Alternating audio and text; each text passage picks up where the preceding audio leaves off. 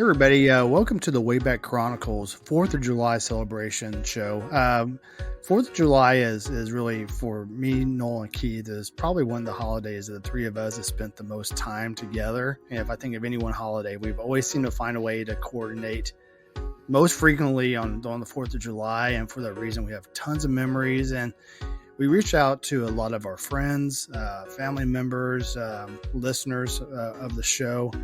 And we wanted to get an idea of just some of the traditions, some of the fun stuff that everybody sort of does every year at 4th of July. So we're going to take you through some of these sound clips and then sort of share some of the cool stuff that we love to do as well.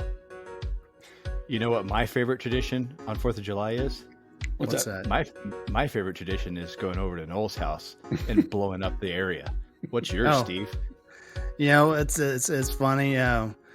One of my favorite traditions is hanging out with you and Noel at Noel's place and blowing up his neighborhood. Noel, how about you? Well, I think easily my favorite memory, and I think about 4th of July, is when you two guys would come over to my house and we blow stuff up. And mostly blow up the neighborhood. Yes. I vividly remember that one 4th of July that we spent, I don't even know how many, I mean, it was like a war zone on that street. Yeah, it was. For those that don't live in Harris County has really no restrictions whatsoever on where you can pop fireworks or anything. Like the fireworks stands, start popping up about 2 weeks before 4th of July. And then the weeks leading up to the 4th of July, they open up and everybody just starts. I'd love to know how many thousands of dollars are spent on fireworks in Harris County. It's got to be obnoxious. But our first neighborhood that Lynda and I lived in, the first 4th of July, I had no idea what the amount of pyros that lived around me, but I mean, you guys were there for it. It was like, I remember the neighbors setting up mortar shell cannons, whatever we call it, like contraptions, not just like one piece of PVC pipe, like a stand with at least 8 PVC cannons mounted. I felt like we needed to pay admission to watch it. Yeah.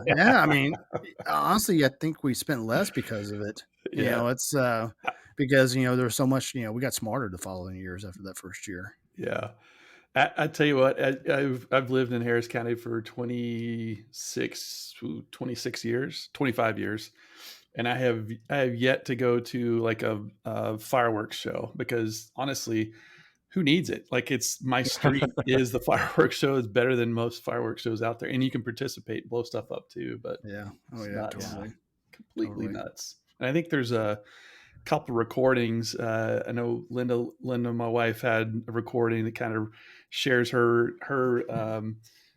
traditions and things like that. Kind of talks about that street that we were just talking about, guys. And there's some other clips, some submissions that we had from our friends and family that kind of talk about their traditions around the 4th of July. That let's play a few of those for the listeners. It sounds good. Let's do it.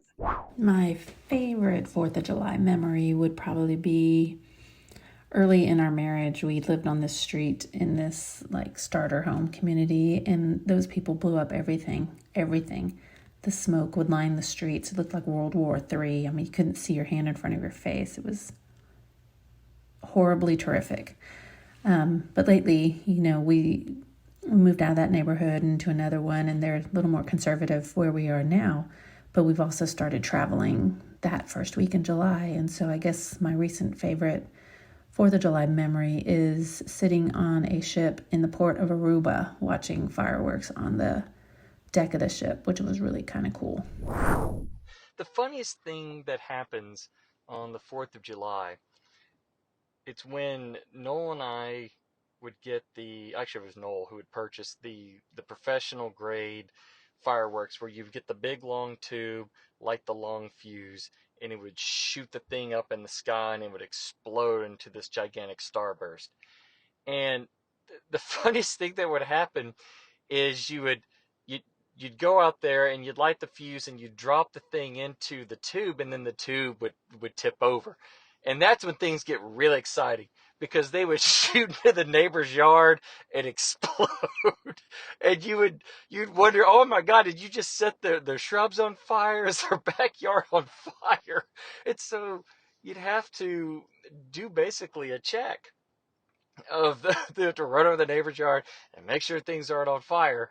And then as soon as everything's okay, well, then you just run back and do it again. And this wouldn't happen just once. The tube would tip over 3 or 4 times throughout the whole night. And every time, I mean, you're just taking your life into your hands every time you light those stupid things. And so, to me, I think that is just, those are the funniest memories of that tube tipping over, and you're just like, oh my God, what is about to happen?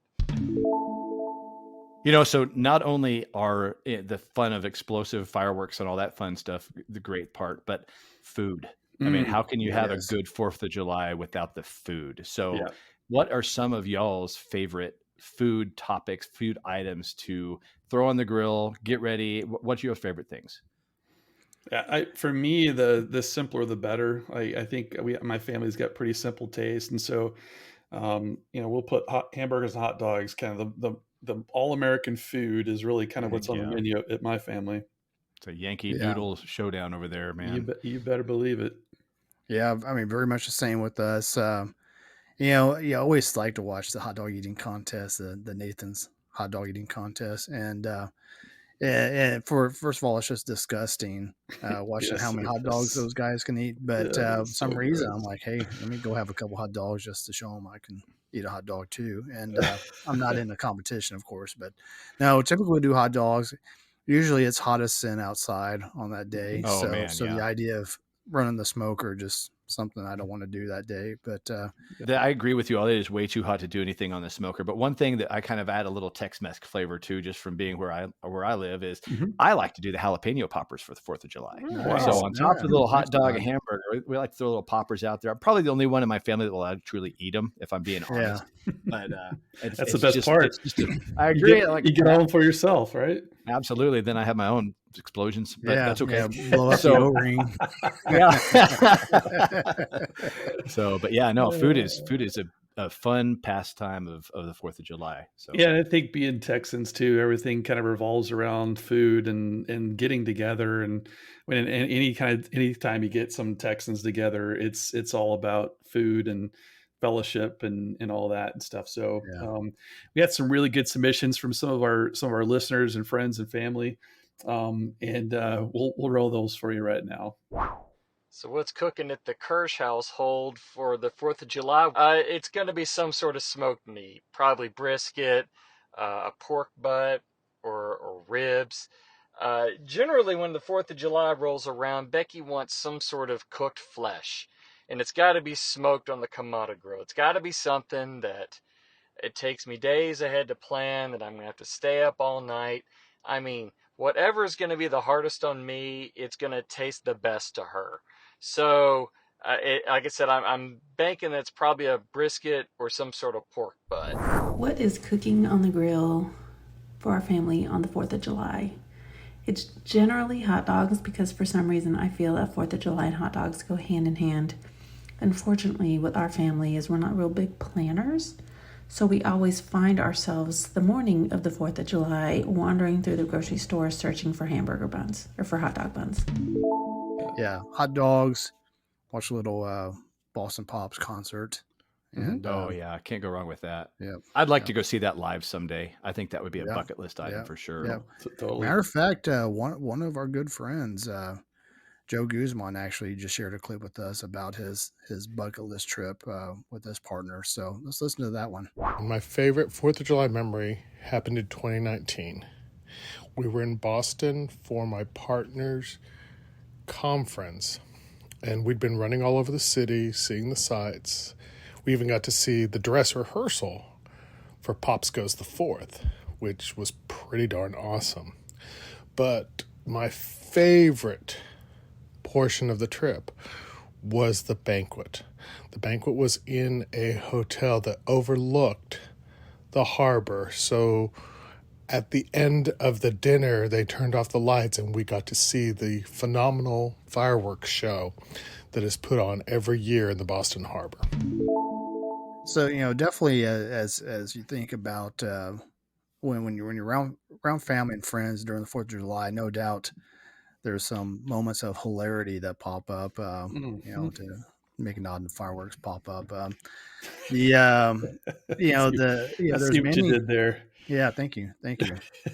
So, shortly after Rob and I got married, we moved to Alaska, and so we spent our first 4th of July actually in Juneau watching the fireworks on the waterfront, and it was beautiful and everything. And so I'll share that clip.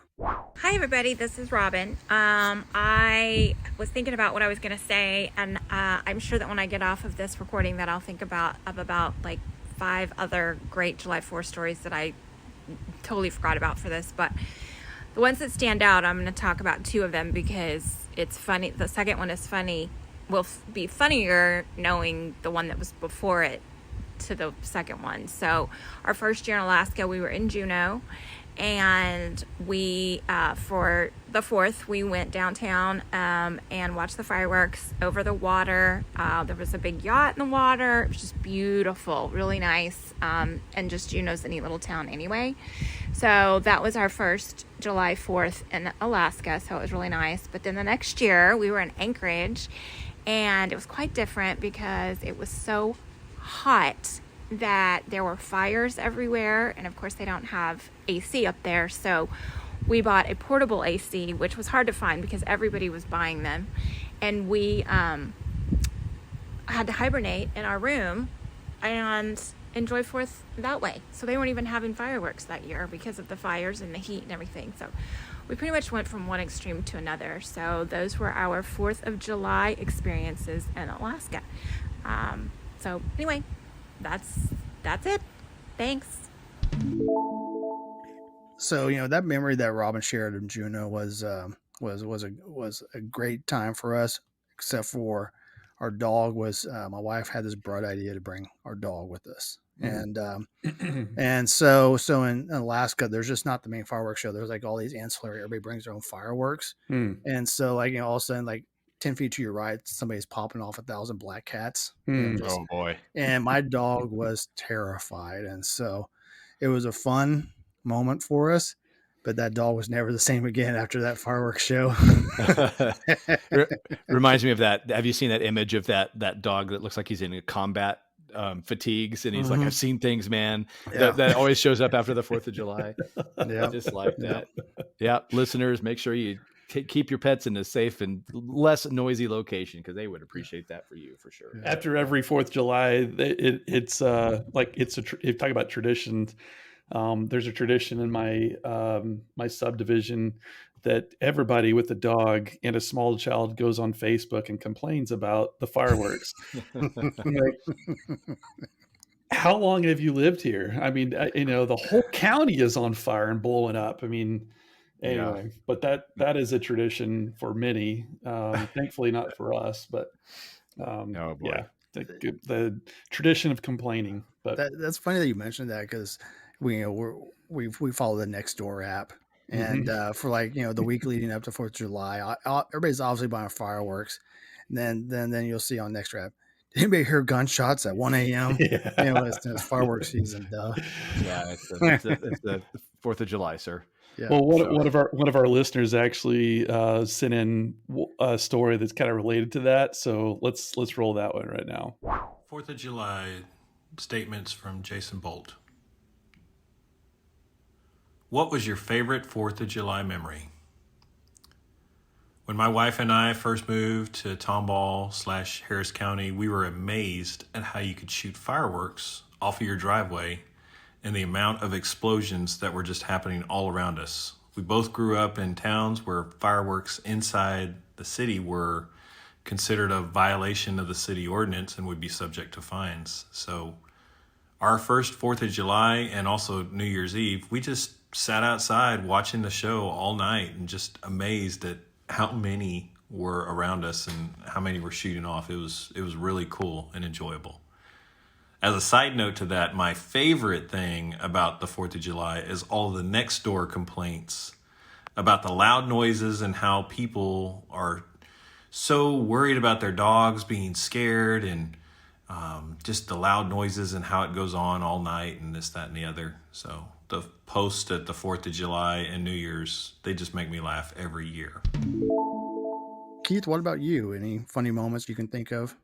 I remember probably the funniest, aside from our times when we've had some crazy things, but when we were in high school, we we had a scavenger hunt one 4th of July, waiting for it to get dark. And I remember doing the scavenger hunt, and then we decided we would go out into the desert and shoot some fireworks, where I think it was over in a county in New Mexico, believe it or not, where it was legal, where you could pop things. And so I remember that we shot some bottle rocket, something of that sort. But anyway, this is funny, but it's not funny for the guy that happened to.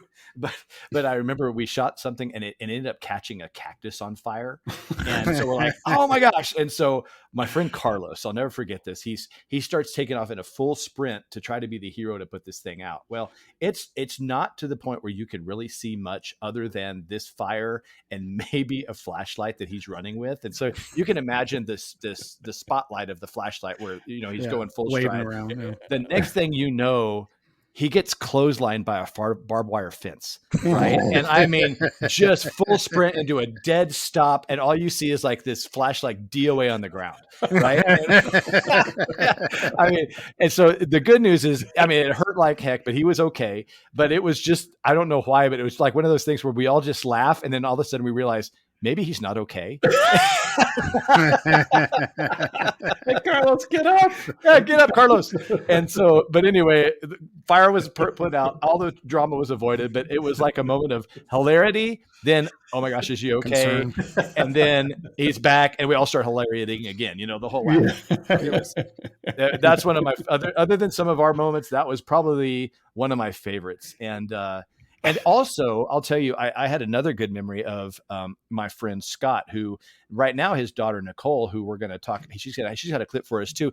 She's managing the fireworks stand that her family works on. But I remember a lot of history about going and helping him with his fireworks stand, and then afterwards that night, whatever was left, we'd go out in a farm field and just have a blast blowing these things up. So anyway, here's a little bit of our friend Nicole, who's going to be talking, because she's managing the fireworks stand this year, and just kind of telling us what's special about doing that for her and her friends. So let's give it a listen. Hi guys, my name's Nicole, and I work a fireworks stand here in Lubbock. I think my favorite tradition that has to do with the fireworks stand is definitely hanging out with my friends the whole time. I definitely try to recruit a lot of my friends to work for me, just to make the time go by faster and have some fun in the summer. And then, they make some extra cash while they're doing it. And I just love the part of summertime, hang out with friends, and, working a cool job together. And some of the cool items of this year are, I would say personally, the big Novas. Those are artillery shells, and those are the ones that you put in a single tube, and you light it, goes off once, explodes in the air. But they are our biggest artillery shells that we sell, and I love the big fireworks, love the big explosions. So I think that's my favorite. That's the coolest firework that I think that we have, is the big Novas. I just love those personally because they're super big. And what it's like to work a fireworks stand, it is actually extremely fun. Now, I have two different perspectives. I have just worked as an employee, and now I'm working as the manager. So kind of get both sides of the spectrum there. And I would definitely say, of course, the manager side has a little bit more of the stress in it, involving inventory and having to get the workers together and all that. But I love it. I love the hustle and the, getting to talk to customers and getting to figure out and solve problems. And I don't know, it's a super fun gig to work, and I'm very thankful that I have this opportunity. And I would recommend it to anybody who has the chance to work at a fireworks stand, because it's just 2 weeks out of the year, and you make good money, and it's just really fun to hang out with your friends and just selling explosives to strangers. So I love it. Thanks for having me on here. And bye. So I love that, she was super excited about some of the new stuff this year, and so that's what you expect. You want you want to go to that fireworks stand where they really know what they're selling, and so Yes. make sure y'all go to Nicole's fireworks stand, because absolutely they got that down. I tell you what, the my younger brother Damon submitted a clip, and this is kind of it's like a walk down memory lane. When he sent this to me and I was listening to it, it was like, oh my gosh, yeah, he's right. And it talks about how, I won't ruin it, but it just kind of shows a progression of like when we were children popping fireworks to today. It's pretty funny. And like, we started small and we've certainly gotten larger and larger and more destructive in our older age. But let's roll that clip so you can listen to this. This is a window into my childhood. So here you go. Awesome. What are some of the traditions in our family in celebrating the 4th of July? It's obviously fireworks. I mean, from our youth, we would pop fireworks.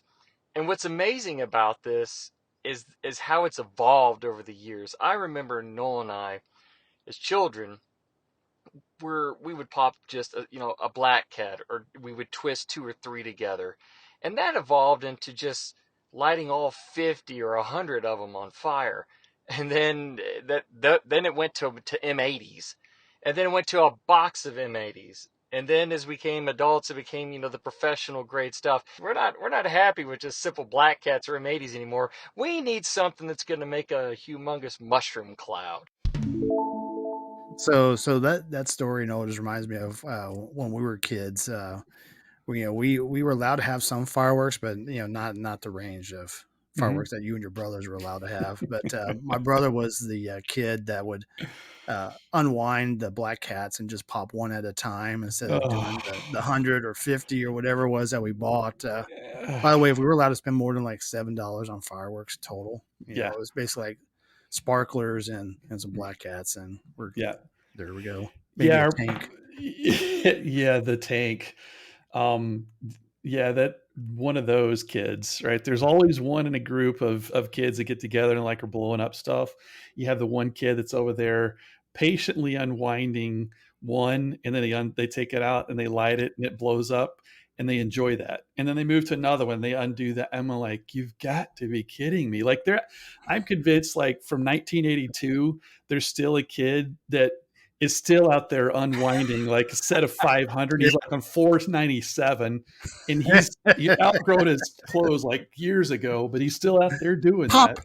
Pop.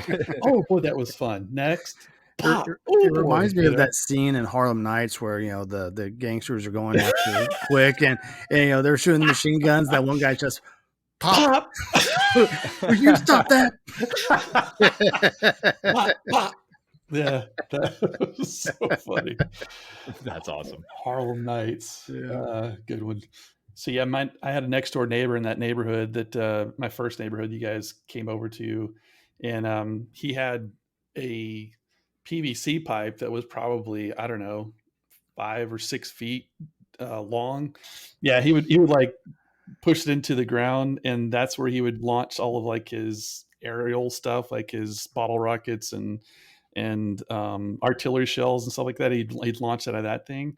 Well, one night, like the finale came, and he wanted to like launch a whole bunch of stuff out of that tube, and he kept putting stuff down there and kept putting stuff down there and kept putting stuff down there. And I will preface this by saying he was a Budweiser guy, and by this time of the night, he'd had a couple of Budweisers in his system. So, but he kept cramming stuff down there and lighting. And I told Lynda, I said, I wonder what the melting temperature is for a PVC pipe, because I got a lot of respect for that PVC now, because that's just getting pretty hot down there. Anyway, not 30 seconds after I said that PVC pipe just went like just tumbled over, like crumpled on itself, and like it didn't catch fire, but it definitely melted down at the bottom of that thing. That was so funny, just watching that thing like turn over. thankfully there wasn't anything in it at the time that it like turned over. But yeah, Didn't think that went through. Yeah, well, he was kind of liquid enhanced. He wasn't by that thinking time at the time. He was Yeah. not thinking. All of his brain wasn't functioning, I think, at that point. So anyway, Well, I think I have one of my friends, Larry. He kind of went through the whole gamut of what we've been talking about. He's describing kind of a typical day for the 4th of July with him and his family and his neighbors, and it goes from everything from gathering the family to doing a traditional barbecue, all the way up to the competition, as you might expect. So let's listen to this clip real quick. It kind of summarizes everything we're talking about already. Awesome. Our 4th of July tradition has evolved over time. Starts with the trip to the fireworks stand, and we spend more and more and more each year to get the biggest and best fireworks that we could possibly find. I usually have a barbecue going in the pit. We may cook a rack of ribs. We'll invite the neighbors. We'll invite our kids. We'll invite our grandkids. We'll invite people we know that we think may come. We'll have a good supper, and then we'll sit, and we'll wait, and we'll visit until it's dark enough to let the bad boys loose. Of course, we've invited the neighbors, but some neighbors won't come. Some neighbors think they're in competition with us. So we live out in the country, but our little part of the country sounds kind of like an artillery event. We'll also get some sparklers for the grandkids, for the smaller grandkids. We'll let them roam around the backyard. We'll call a ceasefire and let them play. And then we all sit back and watch the big ones go off. It's a fun family tradition. Our kids love it. Our grandkids love it. Our neighbors sit out and watch our stuff, and we watch their stuff. But every year, it's kind of a competition. Who's got the biggest? Who's got the best? Very good. And then let's go and roll into a cool story by our friend Todd. Just a great father-son moment revolving around a baseball game that happened to go just about 19 innings. And so a great moment between father and son. And having met Todd's dad, I could totally see them doing this together. So. And I mean, what better thing? I mean, baseball is all American, just like the 4th of July. So perfect. Let's roll this one. My favorite 4th of July memory goes to a baseball game on TV I was watching back in 1985, the Braves and the Mets. It started late on July 4th. My family and parents and I had been to a friend's house, a party, watching fireworks and barbecuing and stuff like that. Got home. The game ended up going 19 innings, so technically it ended on July 5th. The biggest highlight was in the bottom of the 18th. The Braves were trailing by 1, and their pitcher, Rick Camp, an .090 career hitter, was hitting because there were no other players available. He had a home run on an 0-2 count with 2 outs. It was probably around 3 a.m., and I'm watching in my bedroom, and I went basically crazy. My dad comes in, running in the room, asking, "What is going on?" All I could do was point to TV. Once he figured it out, he was amazed too and stayed and watched the rest of the game with me. The Mets won in the next inning. Great memory there with my dad and I. Have you all ever been to like a 4th of July fireworks show or 4th of July at the ballpark? Been to those kind of things? Oh, yeah. Yep. So much fun. So much fun. It is. Some of the best fireworks displays around the areas are usually after baseball games, really, and they're nice because it's usually, even if the home game isn't on the 4th of July, they're still gonna have like a 4th of July fireworks show on the 3rd. You know what I mean? No matter what, you can have a good show, and sometimes it's more fun when the home team's out of town, so you can enjoy 4th of July with your family, but still maybe go to the game a couple of days early and enjoy the 4th of July festivities, baseball style. So that's a good time. 100%. Love it. Very cool. Yeah. So I think this is it's been a great episode, guys, and I think we've certainly the 4th of July is a meaningful occasion and meaningful holiday to all of us Americans. And I had one of our listeners, Jason Bolt, good friend of mine. He submitted his what 4th of July means to him, thought he really articulated well. So let's roll that for the listeners. What's the funniest thing that has happened on the 4th? So back in 2020, President Trump promised to bring back the fireworks display at Mount Rushmore, despite environmentalists and forest management warning against it due to the fire risk, which that's understandable. When he was asked about that, the risk of the wildfires, his response was, quote, "What can burn? It's stone." What does Independence Day mean to you? It's a reminder of those who fought and stood against a monarchy and tyranny. It was a very small who did this, a very small amount of people who did this. Less than half supported the effort. And there are claims that only 3% saw battle. That's the grit it takes to go against the grain and stand up for what you believe. I'm reminded of that each year, of those who did so for the freedoms and liberty that we all enjoy in this great country. Yeah, I couldn't said it better myself from what he was saying on that clip, for sure. The part about the Mount Rushmore I thought was hilarious. Trump said some of the most off the wall things, but that particularly got me pretty good. I was laughing for quite a while when I listened to that for the first time. Pretty good. No doubt.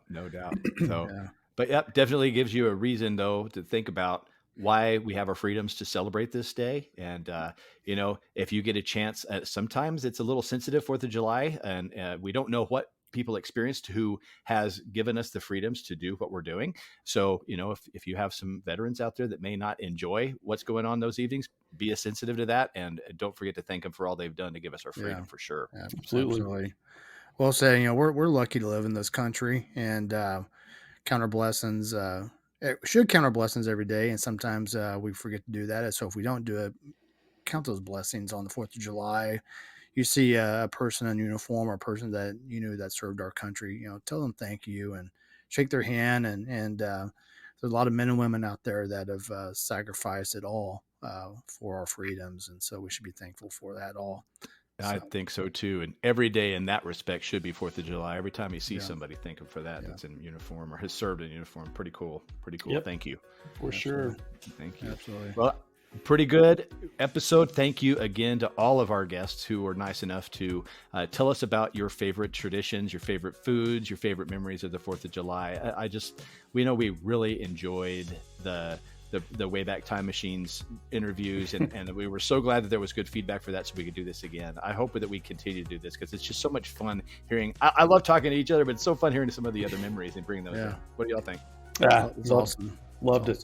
It's really cool to have participation amongst our listeners and family and friends, and this is it's a solemn holiday. It's a good reminder. It's a good time to kind of stop and remember that the freedoms that we enjoy every day, we're not free. And absolutely, let's not forget the true meaning of the day, and just hope everybody has a safe 4th of July with your families. Hope there's some good things on the grill. You make some good memories with your family and friends, and don't forget to thank a veteran if you see them for their sacrifices for our country. And we're very blessed in this nation with freedom. So 100%. Absolutely. Well, all right. Well, everybody take care. Bear those banners far and wide. Ever to be our pride. Took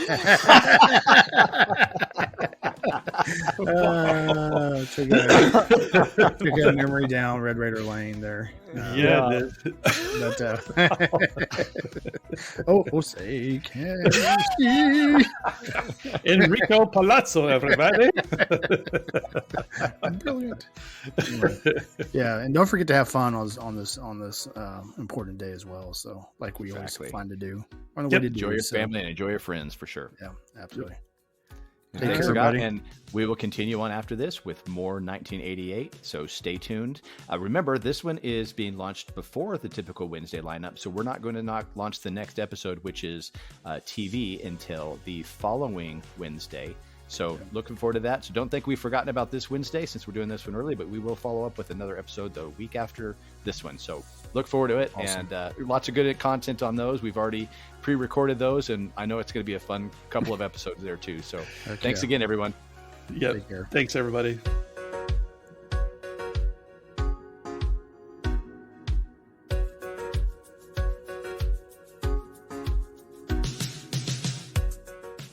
for listening to the Wayback Chronicles.